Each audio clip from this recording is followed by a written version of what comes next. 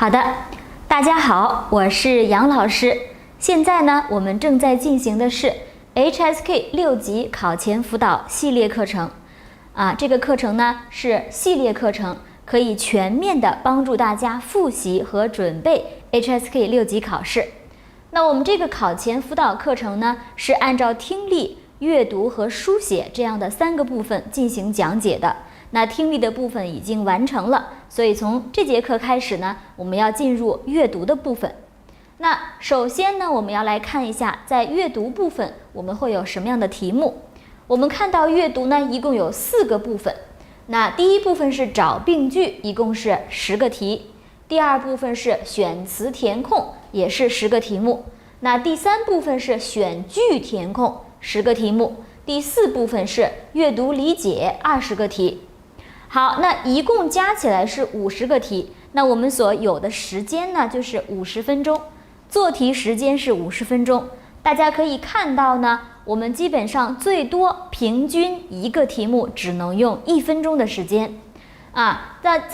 可能在 HSK 3级或者 HSK 4级的时候，大家还觉得这个时间差不多没有问题。但是到了 HSK 的6级呢，这样的时间做50个题目其实就比较难了。为什么？因为首先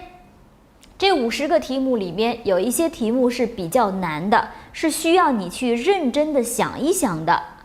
这是一方面，所以你需要时间去想。那每个题只有1分钟，可能你就来不及去想这个问题要怎么去解决。那另外就是我们在这个选词填空或者是选句填空或者是阅读理解里边看到的文章的篇幅会比较长，特别是阅读理解，我们会看到非常长的文章。那这些长的文章你阅读它是需要时间的，特别是如果你在阅读的时候，你希望能够明白文章的大概意思，你希望能够抓住文章的细节内容，那你必须要认真的去阅读，这是需要很长的时间的。那然后你还要去阅读题目，你还要去根据你读的内容来选择答案，这个是需要非常长的时间的。所以在 HSK 6级的阅读部分，对大家来说可能最难的一个方面就是题目太多，时间不够，所以有可能会存在做不完的问题那这个是对于同学们来说很重要的一个问题。所以在这里呢，老师要去提醒大家，那阅读的部分我们要怎么去准备。首先第一点呢，在阅读的部分，我们如果要去准备它的话，首先第一，你的词汇量一定要是够的。那 HSK 6级我们前边已经说过了， HSK 6级的词汇一共是5000个词，那其中有2500个词是你没有学过的新词，这些词一定会出现在我们的 HSK 6级里边，不仅仅是听力，那阅读的部分也会出现。那同学们就要认真的去学习这些词汇，那不仅仅是要知道每一个词汇它的意思是什么，而且你要知道这些词怎么用。比如说像选词填空里边、选句填空里边，需要你知道每一个词的意思和用法是什么包括有一些词它们的意思非常相近，差不多，你需要去知道它们的区别是什么，这一点是非常非常重要的。那同时除了这个词汇学习之外，就是除了你要掌握意思和用法之外，你还要有一点需要注意，就是你能够在看到一个新的词汇的时候，你学过它，你看到它你就知道它是什么，这个也是非常重要的。就是你不仅仅要会这些词汇，而且你能够在读到这些词汇的时候马上能够反映出来这是什么词，这个是什么意思这一点也是非常重要的。好所以就是其实这个说的就是你的阅读的速度要快当然了，阅读速度快一方面是需要你进行一个大量的训练，那另外一方面呢，它其实是有一些小的方法的。那我们在阅读的每一个部分都会跟大家说一下这样的方法，那希望通过这样的方法呢，能够帮助大家提高阅读速度。当然了，除了阅读速度之外呢，还有一点就是做题的速度要快，因为可能你自己读的没有那么快，但是在做题的时候，如果你能够掌握一些重要的方法，其实这个也是可以提高你的做题速度的啊。这个是我们在后边的每一个部分都进行一个讲解。那另外啊，除了你的词汇量，除了你的阅读速度提高之外，那还有一点就是说，我们要学会合理分配我们的4个部分的时间。那老师刚才说过了，可能你每一个题目平均有1分钟的时间，但是很多同学他会说，老师，那比如说这个部分我会花特别多的时间因为这个我需要认真的去想，那这个时候可能其他3个部分的时间就没有那么多了同学们呢，一定要自己多做一些阅读的练习做这样的真题的练习。那做完了以后，你自己去看一看哪一个部分对你来说是最难的，哪一个部分你可以用最少的时间去做最多的题。所以其实这4个部分合理的分配时间是很重要的。有很多同学在做题的时候完全不考虑时间的问题，就一个的去做，每一个都是很认真的去做，但是做到最后的时候会发现，我还没有做完，但是时间已经没有了，马上就要跳到这个书写的部分去了，所以可能还有10个题，或者是5个题还没有做。那这样的情况呢，就非常的不妙了就是不是很好了。因为如果你能够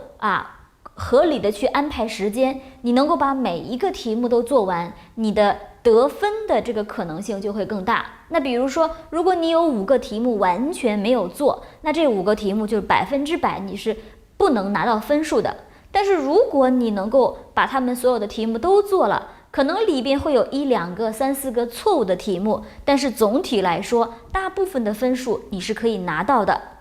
所以在考试的时候呢，为了得到更高的分数，你一定要想好了这4个部分，哪个部分我可以用少一点的时间，哪个部分我可以用多一点的时间那这个是你需要去根据自己的练习，然后来做一个判断，你想一想哪个部分用多少时间，这个是同学们在考试之前一定要完成的一个工作。那同时呢，在这里老师也要提醒同学们，你虽然说在阅读的部分是1、2、3、4个部分，但是你不一定先做第1部分，然后做第2部分，然后做第3部分，然后做第4部分。不管是纸笔考试还是网络考试，你都可以调整做题的顺序比如说有很多同学说，老师，我觉得第1部分比较难，我不想第1部分就是时间都放在这个上面，我希望先能够去做2、3、4，然后最后我回来还有时间的话，我来做第1部分那还有同学说，老师，我觉得这个阅读理解是我最擅长的部分我读的东西读得很快，那我想先做这个部分，来保证这个部分所有的题目我都可以做对，然后我再来做后边的题目，那这个也是可以的同学们一定要多去做练习，然后你认真的去研究一下怎么去做这个时间的分配，还有就是怎么去先做哪一个，然后再做哪一个。那这个其实对你来说是非常重要的，就是考试嘛，就像是一场战争一样，你要讲究战略讲究策略，你要有计划不能只是随随便便的一个题一个题的去做，那样的话呢你可能分数就不会那么高因为6级确实特别难，所以呢，我们必须要做好准备，我们必须要做好计划，我们必须要很清楚哪一个部分用多少时间，先做哪一个部分，然后再做哪一个部分，这一点是非常非常重要的。也就是说，在 HSK 6级的考试里边，特别是阅读的部分，你不仅仅在准备的时候要去学词，要去学语法，那同时你还要考虑的就是我怎么才能把它这个题目做得更好，做得更快然后做得更对，这一点对于你的考试来说也是很重要的。所以在这里老师先来说一下，那同学们要记一下，然后下课之后你要去认真的考虑这个你要怎么去做啊？这是非常非常重要的。好，那我们说了这个4个部分呢，每个部分的题目是不一样的，那每个部分可能对于同学们来说难度也是不一样的。有同学觉得第1部分特别难，没法做；有同学觉得第3部分特别难；有同学觉得第4部分太长了，根本看不完，不知道怎么办啊。那每一个部分都有自己的一个特点，每一个部分都有自己的解题的方法。那现在呢，我们先来进入第1部分。我们说第1部分呢叫做找病句啊，就是10个题目，每个题目都有 A、B、C、D 4个句子。那在这4个句子里边，一定有1个句子是错的。那么你要把这个错的句子找出来。那这个找病句呢，很多同学都会觉得啊，老师这个太难了。为什么呢？因为我自己说话的时候都会说错，我都不知道。那我怎么才能发现比这个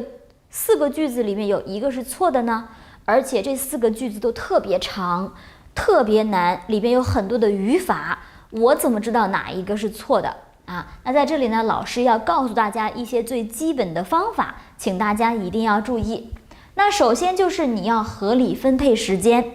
，10个题目，10个错的句子啊，虽然是10个。但是这10个里边一定有几个是比较简单的，是你读一下你就能够找出来的啊，一定是有的。所以呢，那种句子你就赶紧做出来，赶紧就选择就算了，就不要再去看了。那当然也有一些句子是特别难的，比如说你读了1遍之后，4个句子你读了1遍，你发现我没有找到错误的句子，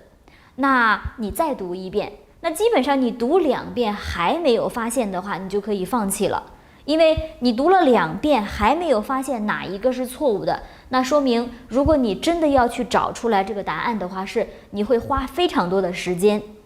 所以你花了太多时间的话，后面的题目你就没有时间去做了。那这样的情况，不如你放弃1个题目，把时间节省下来去做后面的题目。所以你要合理分配时间，你要合理的控制时间。基本上10个句子的话，你最多也就用10分钟，一定要把它做完。如果还没有做完的话，你必须要放弃1个、2个题目，然后你去做后面的题目啊，否则的话你后面也会做不完，那后面你的分数也会丢很多。这个是大家一定要需要注意的啊，保证一定要把题目都做完。所以时间很重要。那另外就是说呢，同学们说老师我不知道这个句子对还是不对，但是呢有一个方法是什么呢？就是你可以培养你的语感，你可以利用你的语感去做题。什么意思呢？什么叫语感呢？就是你学习了那么长时间的汉语，你在读汉语的句子的时候，你也读过了很多正确的句子，所以在你看到错误的句子的时候呢，你会觉得这个句子很别扭，很奇怪，看上去就不对。那这就是你的语感啊，就是你自己感觉好像不对吧？那一般来说啊，因为你已经学了很长时间，你已经达到了 HSK 6级，所以大部分同学是有一定的语感的，对语言的感觉，你读一下大概能够读出来，能够感觉出来这个句子好像不对，那基本上你就可以选择它。就是大部分情况下，只要你平时多去读，多去看书，多去读这个正确的句子，基本上你的语感还是可以相信的。先去读一读，看一看，这个句子好像不对，那选择它就没有问题了啊。当然了，这个也是存在错误的可能性，但是呢，正确的可能性更大啊。可能比如说10个题目里边，你用自己的感觉去做的话呢，可能有7个题目你都是可以做对的。所以大家可以相信自己的语感。当然了，你有语感会很好，但是这个语感呢，也不是大风吹来的，随随便便你就有了语感。你一定是经过了大量的长时间的阅读，你才能够有这样的语感。你多去读一些这样的正确的句子，你才能够有语感啊。这个也不是说随随便便就有的啊，这个是很重要的，就是你多去读正确的句子很重要，去培养你的语感。那另外一方面的话呢，我们这个句子如果是病句的话，我们其实是可以分析出来这个句子为什么有病，这个句子为什么错误。那分析的话呢，一种分析的方法就是结构和语法分析啊，因为我们汉语的结构是有限的，就是什么什么什么啊，比如说我是中国人 A 是 B 这样的结构，它是非常啊，这个我们都知道的，所以你要去学习和了解一些结构啊，一些语法。那这些语法和结构的话呢，它可以帮助你去分析这个有病的句子，这个有问题的句子。那你稍微的分析一下，哎，你就会找到，这个句子这里有问题，这个应该不对。那这也是一种去回答问题的一个好的方法，就是你用结构和语法分析的方法去做。因为有的时候我们说过，可能有几个题目你读一读就知道了哪个错了，但是也有一些句子你发现A B C D 里面有4个句子，有2个句子我觉得有点不舒服，但是到底哪一个句子是对的，哪一个句子是错的呢？那你要去分析一下才知道。那这个时候就需要你的结构和语法分析了。那另外就是你要准确的掌握词汇啊。我们在 HSK 6级考前辅导课的第1课和第2课的时候呢，跟大家已经说过了，在 HSK 6级里边2500个新的词汇，你去掌握它的意思和用法非常重要啊，包括近义词，包括固定的搭配，它们都是非常重要的。那在这里呢，有一个句子它有问题，那很有可能是里边的某一个词用的不对。那如果你在读句子的时候发现了，这个词放在这里很奇怪，那如果你明白这个词要怎么用，那你其实就可以找出来这个句子是有问题的啊。那么我们在后边这个课程学习的过程当中，其实最主要的就是要学习结构和语法，还要去学习一些词汇啊。我们不可能2500个词每一个词都学，但是我们会举一些例子，我们会用以前做过的一些题目来告诉大家，你看这个句子是有词汇的问题，你需要知道这个词汇怎么用。那这就是我们在做这个题目的时候我们用到的一些基本的方法，也是我们将来去解决这个问题的一些思路。那培养语感只能靠大家自己来，那后边的这2个部分呢，老师希望在上课的过程当中能够帮助你去解决这些问题。那现在呢，我们来做一个题目来试一试。好，那我们知道呢，在做这个题目的时候，你会看到4个句子，对不对？那4个句子里面，首先你每一个句子都得去读一遍。那读句子的时候呢，你要去抓一下结构啊，比如说我们说汉语里面有主语 subject， 有谓语 verb， 有 object， 有宾语。那么哪一个是主语，哪一个是谓语，哪一个是宾语，我们要去找到最基本的结构。那同时呢，每一个句子里面你都会发现老师标红了一些部分，红色红色红色。那为什么老师会把它标红色呢？因为这一些都是易错的点啊。什么叫易错点？就是这个病句如果是它是个病句的话，它容易错在这个地方，或者是容易错在这样的地方啊，是特别容易错的部分。那老师把它标注出来。而且哪一些是容易错的部分呢？这个其实是有一些规律的，我们在后面其实都会提到啊。所以同学们呢，你不仅仅就在做练习的时候你不仅仅说看了 A B C D， 应该选 C， 好 C 对了 OK 不管了，或者说 A B C D 这个我选 C， 但是答案说应该要选 B， 这个选 B OK 知道了。那这个学习对你来说，其实你只是做了一个题目而已，但是呢，你并没有学到 A、B、C、D 里边真正的一些好的东西啊。为什么这么说呢？你在做这个题目的时候，你选择出了答案之后，你知道了答案之后，你一定要想一想这个题目哪儿错了，这是第一。所以你明白错误的句子有可能在这个方面有错误，所以这叫易错点。那另外呢，你需要去看一看别的3个句子是对的，为什么他们是对的呢？对的句子应该是怎么样的呢？你也要去学习一下。这样的话呢，你做一个题目，你可能就会学会至少是4个非常重要的语法或者是词汇。那这样的话，做题的过程本身就是学习的过程，这一点对于大家来说其实是非常有帮助的有很多同学在做题的时候呢，并没有非常认真的去研究 A、B、C、D， 所以他做一个题目忘一个题目，做了一个题目忘了一个题目，那下次再去做还觉得不太清楚。这个其实这种做题的方法对大家来说其实是不太好的。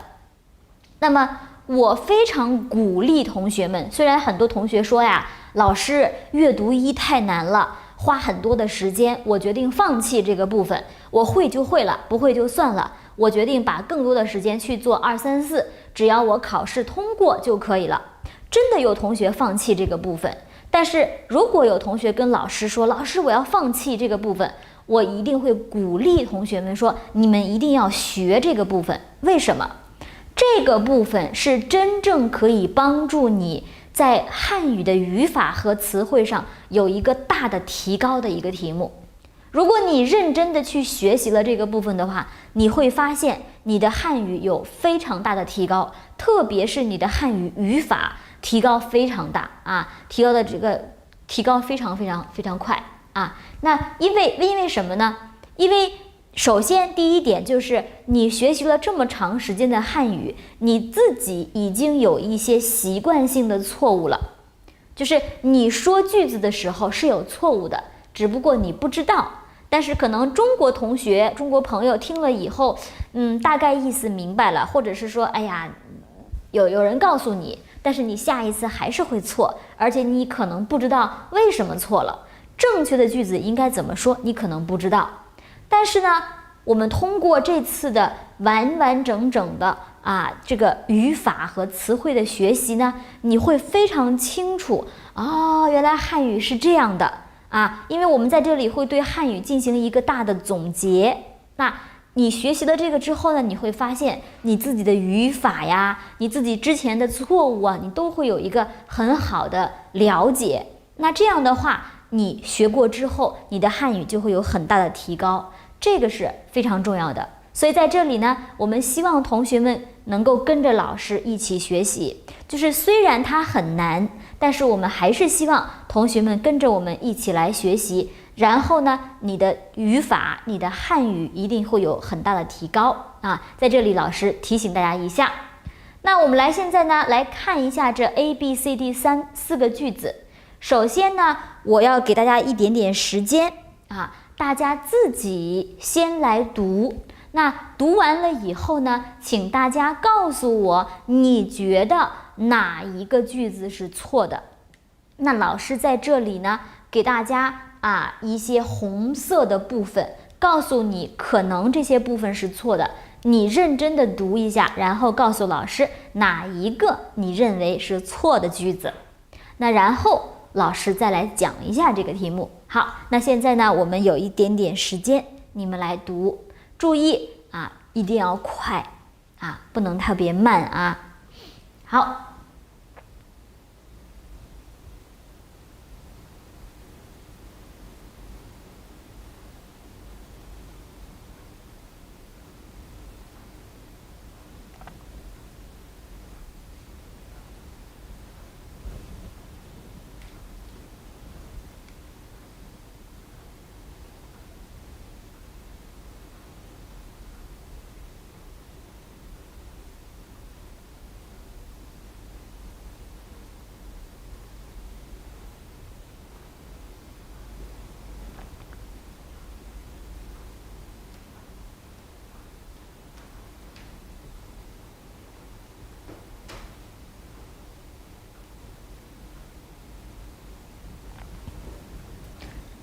好的，时间差不多了，那请同学们自己看一看自己的答案。那现在呢，老师要公布答案了。那我们一起来看一下，答案应该要选择 C。C 这个部分商量一下，这个部分是有问题的，是错误的所以这个句子这个 C 这个句子是错误的。那其他的3个句子都是正确的。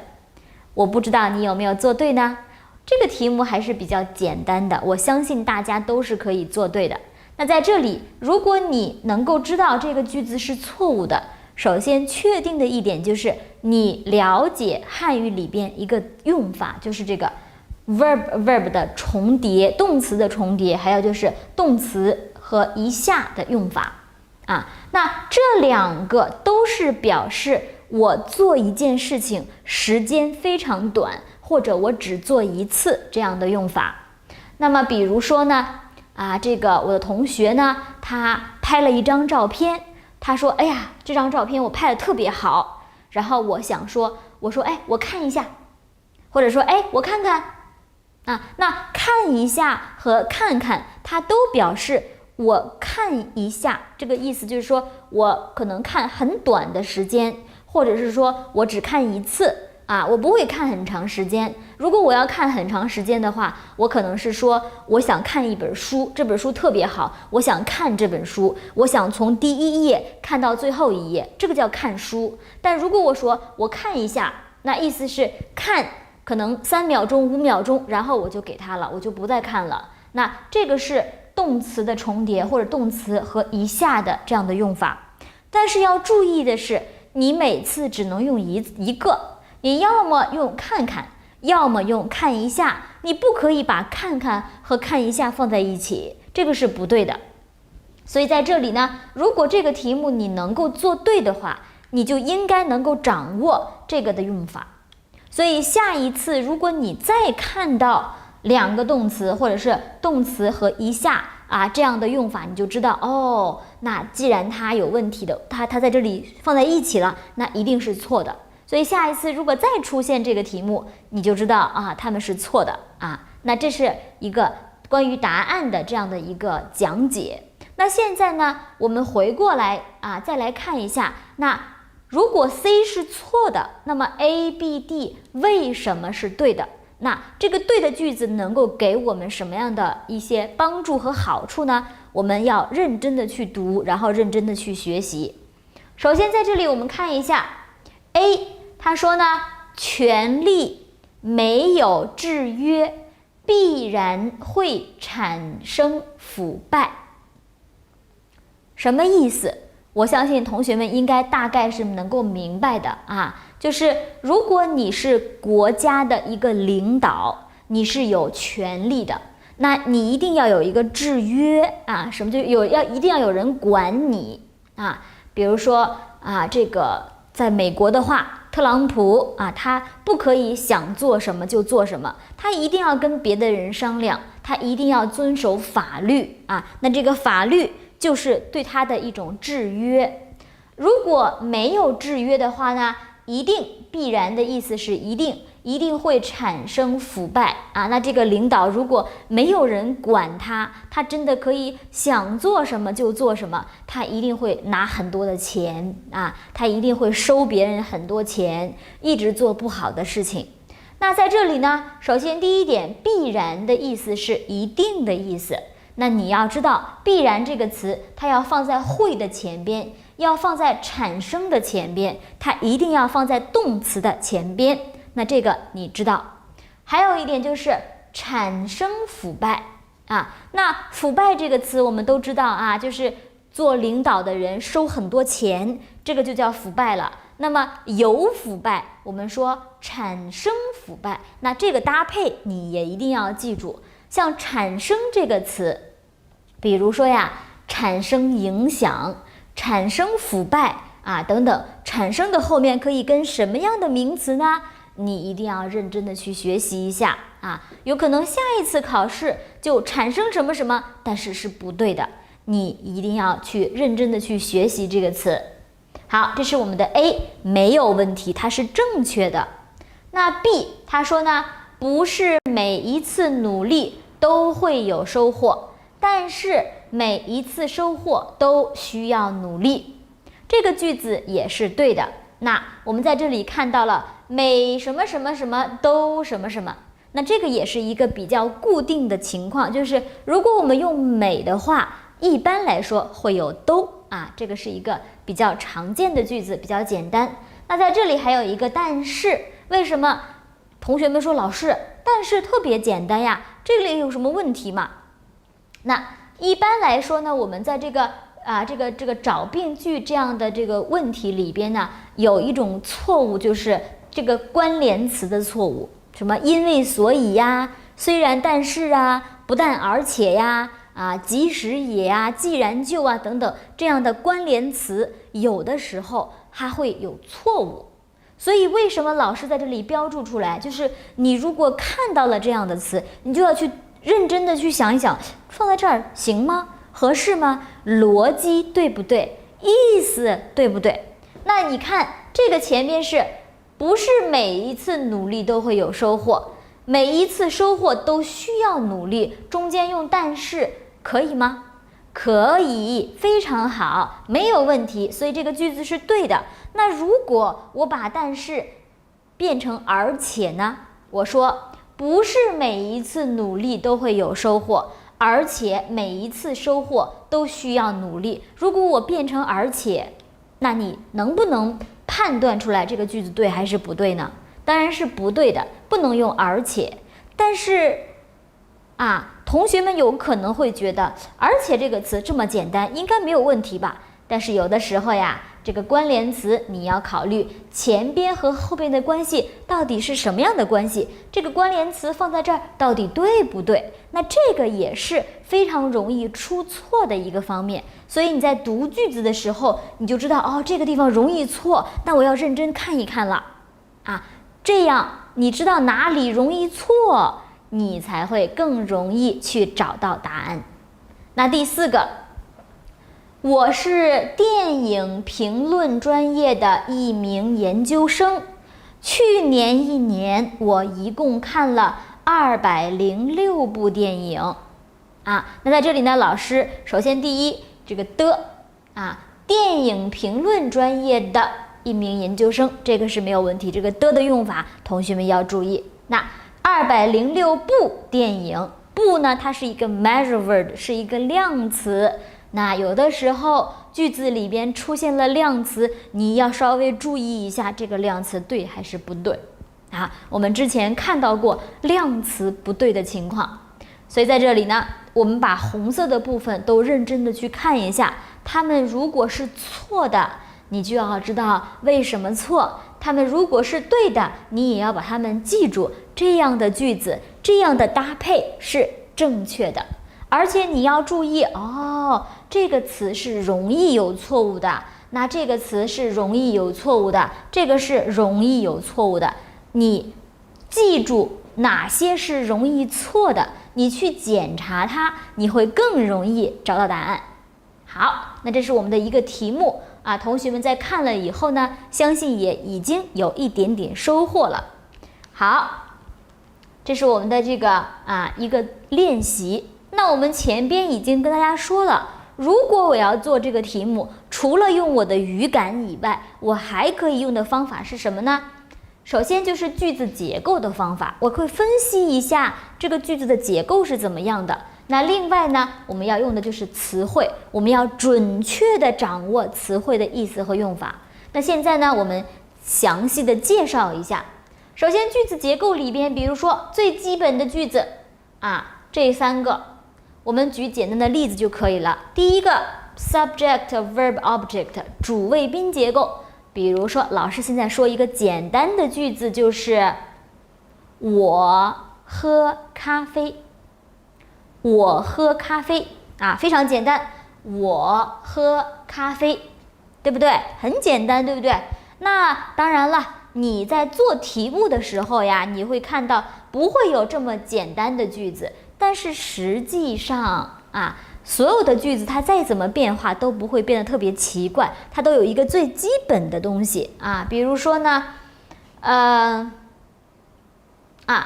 去年一年我一共看了206部电影，这个句子它其实就是我看电影这个句子，它其实特别简单当然了，它有时间词，它有一个副词，它有一个了表示过去，它名词的前面有一个数量词等等，就是说它是我看电影，但是它的信息非常多，所以在很多地方加了很多词很多地方加了很多词，但是它加了很多词，句子很长很长，它也没有改变我看电影这个最基本的结构。那有的时候错误就在我看电影这个结构里边，可能是我有问题错了，可能是看是错的，可能是电影是错的就这个是你要先找出来最基本的结构是什么，很重要。那然后呢，我们再来看一下有是比如说我们在这里也有一个句子，它说的是我是电影评论专业的一名研究生，我是研究生，那这个就是最基本的结构。那基本结构没有问题，你再去看别的哪个部分有问题，对不对？那这是是字句那第三个就是这个形容词了比如说它很漂亮，今天很热，这都是特别简单的句子，对不对？但是我们非常难的句子都可以简单成这样的句子其实大家不要觉得特别难。那我们在做题的时候，我们先看到一个句子之后呢，我们可以先分析一下这个句子是什么呢？这个句子两个人这个什么商量，然后比一个人好，它是一个比较句这个 A 比 B 好，那你先找到最基本的结构，然后你再来去看里边的小部分这是我们的3个最基本的句子。那然后像特殊的句子也有很多，比如说是的呀，比如说把字句呀、被字句呀、比较句呀、verb 加的呀等等，非常多。那在这里呢，老师没有每一个都把它列出来，因为我们在考试的时候也不是所有的句子都考，我们现在只列出最重要的部分，然后我们会后边呢会每一个句子再去讲解。好，那在这里呢，老师只是简单的列举一下，大家先了解一下，然后呢我们再去看这个词汇我们后边会有具体的讲解每一个句子都讲。然后我们在词汇里面，老师在这里呢给了一个例子词义的部分，比如说经验和经历这两个词是近义词，其实老师以前都讲过了那这两个词呢，如果你翻译成英语的话 experience 它们的翻译是一样的，但是在汉语里边这两个词完全不一样那同学们要去记住每一个词的具体的意思是什么。比如说这个经历，我们先看经历。什么叫做经历呢？就是说你做过什么就是你的经历做过什么就是你的经历。比如说我想问一下你的学习汉语的经历是怎么样的呀？你可以告诉我吗？同学说，老师，我在我的国家我学习了2个月，跟一个老师学习了2个月。那然后呢，我到了中国，我在大学里边学习了4年，这就是我学习汉语的经历2个月在我的国家，4年在中国，这就是我的学习经历，就是做过什么就是我的经历了。那这个经历这个词它既可以是名词也可以是动词，同学们要注意，因为我们一会儿要讲用法。然后经验是什么呢？经验就是你做过一件事情之后得到的一些好的方法得到一些东西，就是你的经验比如说这个老师呢在教汉语的过程中有一个小小的经验什么样的经验呢？就是你在教学生的时候，如果你只告诉他英语是什么，这个是不够的，你要告诉他真正的意思是什么，怎么去用这才是最重要的。这是老师的一个小小的经验，因为老师教了很多年的汉语，所以呢，有一些小的方法，有一些好的方法，那这些都是老师的经验，它只能是一个名词。好，那首先意思你明白了吧？做过什么？做之后得到的东西是方法呀，这种东西是经验。好，那然后呢，老师再来说一下它们两个词的用法是什么呢？不一样。首先说经历这个词，它可以是一个名词，也可以是一个动词。那我可能会问你的学习经历，问你的工作经历，比如说你哪一年在哪个公司工作呀？你做过什么呀？问问你的经历这是有可能的。那经历也可以是一个动词，是一个 verb， 是一个动词比如说呢，我去年呀，我经历了一次交通事故我骑自行车的时候，有一辆车撞到了我那个时候我的腿受伤了。现在我要给你们讲一下我的这个经历。那我经历过一次交通事故，那这个时候它就是一个动词这种用法经验是绝对没有的，对不对？好，那我们来看经验这个词。那我们说呢，比如说你现在正在学习汉语，而且你已经是6级的学生了，所以你在学习汉语的过程当中一定有一些小小的经验吧，小小的方法吧，怎么学能学得更快在学习过程中怎么学能学得更好，怎么才能让发音更好，你一定有一些经验。那现在有一位新学习汉语的同学，他刚刚开始学习，你能不能把你的经验告诉这位同学呢？因为你学习的时候你有一些经验，所以你可以把你的经验告诉大家，大家来学习一下你的经验。好，那像老师已经工作了很多年老师教了很多年的汉语，老师的经验是非常丰富的。经验丰富我们也经常会用，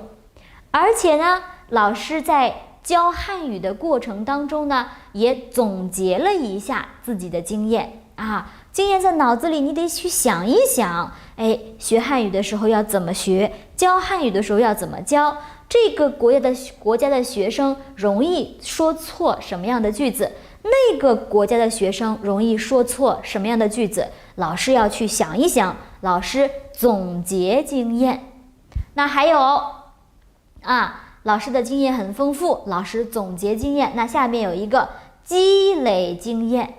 本来呢，你可能只有做过一点点，你的经验只有一点点，然后你做的越长，然后你的经验就越来越多，越来越多，越来越多，这个叫做积累经验。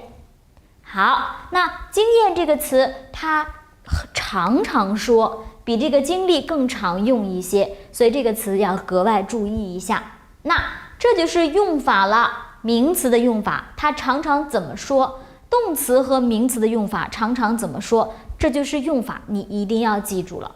那然后固定搭配，积累经验，总结经验，经验丰富等等，都是常常用的都是常常用的。那这些如果你能够记住，下一次在考试的时候，比如说在考这个病句的部分呀，或者是在考这个选词填空的部分你都能够把它给做出来这个是我们的这个词汇的部分。再比如说呢，比如说我有10年的工作经验我的经验非常丰富，我的经验非常多等等，这样的句子也都是非常常见的。那这些如果你能够记住的话，你下一次如果看到它，你就会觉得这个题目没有那么难。当然学习词汇不是一天的工作，它不是一朝一夕能够完成的，你需要大量的时间的积累老师在这里只是提一下，举一个例子，那更多的工作还是需要你课下去做好，那我们在做这个病句这个部分，阅读的第一部分的时候，我们第一要去分析它的句子结构，第二我们要看一看有一些词是不是用错了，有一些词是不是有问题，我们只要从这2个方面去看。那么我们现在呢，就是因为这个1节课的时间差不多了，我们现在先休息一下，那然后我们要从这个句子结构的方面开始学习，就是有一些这个句子一定是句子结构有问题，那我们到时候呢一起来分析，一起来看一看哪些是非常容易出错的。好，所以现在呢我们先来休息一下，我们下节课见。